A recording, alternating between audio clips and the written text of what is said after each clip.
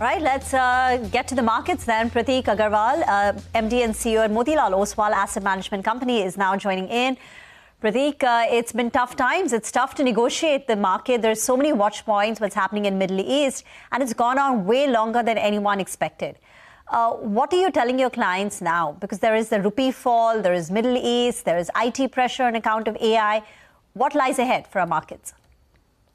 So let's keep it simple. If you look at our funds, in most of the funds we have let FPI sell. So if they are selling in IT, large cap, if they're selling in banks, you will find close to zero exposure into those spaces in most of our managed products. So we have been saying this is time for alpha. This is the time when old order is changing into new. Index comprises, by and large, even today, of stuff which had its glorious past.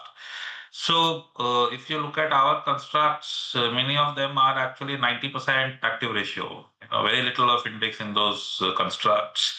So newer emerging spaces, frankly, whatever is happening is a tailwind because it is reinforcing these spaces in the minds of investors. And Prateek, this latest move by the government to hike the gold and silver duty, it was coming, people were anticipating it, and it's happened. What is the call now, the investment tactical call on gold jewelry companies, on gold financiers now after this move? And do you think we're going to see more steps by the government on LRS, maybe a petrol diesel price hike? And would you make a play ahead of that from an investment point of view? Just to make one thing clear, I hit the AMC. We don't advise clients directly. That's the broking part of us, our house. So, yes, to answer your question, the duty increase on gold is the most benign outcome versus whatever was the spectrum of possibilities markets were digesting. Increases the prices, yes. So for lenders, it's not a negative. For exchanges, not a negative. For jewelers, I think they should be able to take it in their stride. That is the sense. Right, Prateek, what do you make of the kind of jump that we've seen in a couple of these commodity-linked plays? I would say that with regard to Berger Paints and Asian Paints. All these companies, on the one hand, were facing some sort of competitive intensity because of which there was no price increase that happened in the industry for the last 2-3 years. Now, with the raw material prices increasing, the street believes that with volume increase, there would be price increase as well. So all in all, the next couple of years looks good and demand will hold steady. That's the hope. Do you believe that will play out? Because that's what the stock is pricing in right now. So for many spaces in FMCG, paints included, the volume growth that you expect to see is a one-period thing. They will have to encounter margin pressures because of higher input prices while that is happening.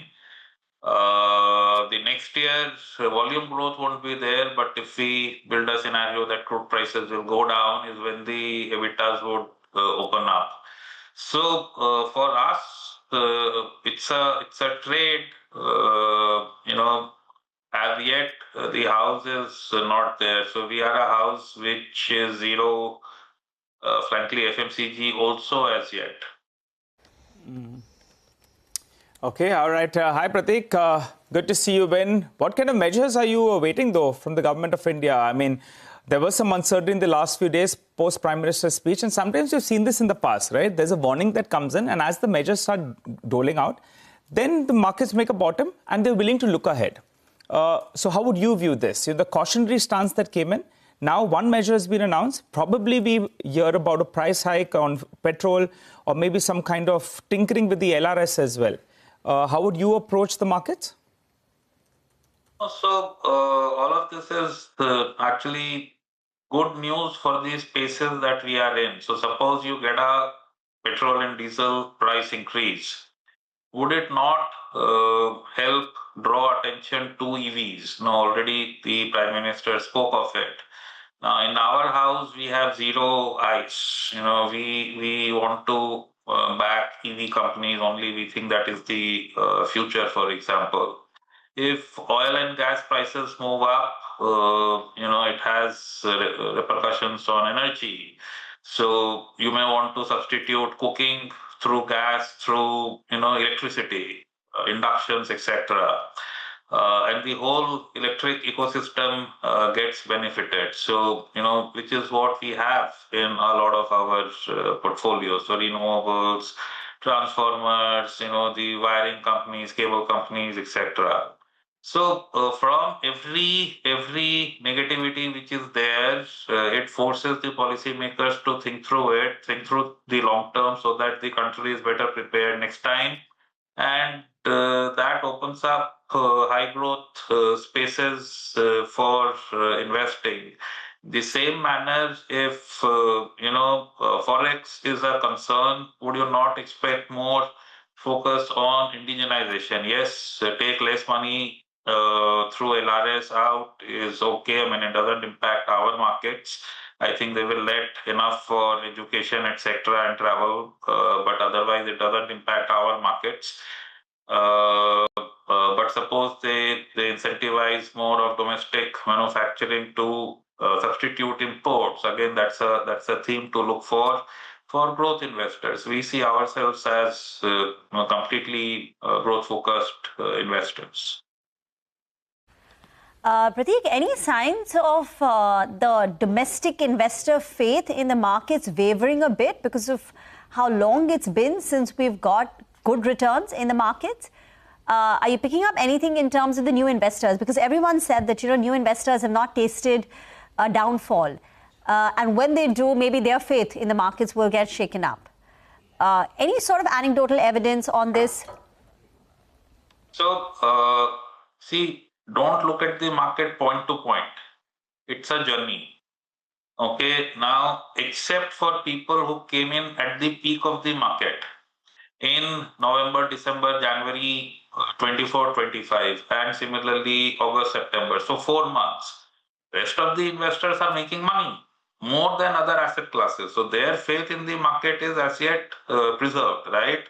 There are funds. So while the indices speak one story, the mid-cap index is just hit all-time highs few days back. And most of the investors who are coming in when they invest on their own into that part of the market. And if you see the funds, mid and small is where more of the investment goes. So those investors have had a good outcome as well. Now we do sense investors are holding back, okay? And if you look at the data between October of 24 and Jan of 25, 4 or 5 months, you saw a quantum of flows into mutual funds. That gives you the potential. It persisted for 4 or 5 months. And after that, over 1.5 years, while incomes would have increased, inflation was low, economy has expanded, yet investments into funds have been lower, right? That kind of tells you that people are holding back. There is cash on the sidelines. But do we see net inflows declining meaningfully? We don't sense that, no.